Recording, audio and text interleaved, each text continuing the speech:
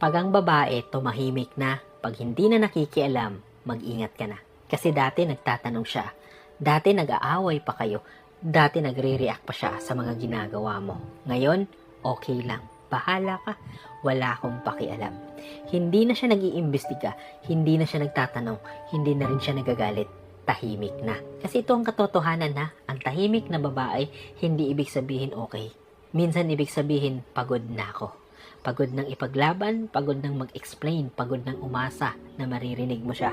Pagod na umaasang magbabago ka pa. Kasi sa napapansin ko, kapag ang babae nag-iingay, gusto pa niyang manatili. Kapag ang babae nakikipagtalo, may care pa yan sa'yo. Pero kapag tumigil na siya, tinanggap na niya. At ang acceptance ng babae, mas delikado kaysa galit. Kaya, huwag mong i-celebrate ang katahimikan niya. Tanungin mo ang sarili mo, ano ang pinatay mo sa kanya para maging ganyan siya. Kung mahal mo pa siya, huwag mong hintayin na ang susunod na tahimik ay wala na siya. Kasi remember, ang babaeng tahimik, madalas tapos na.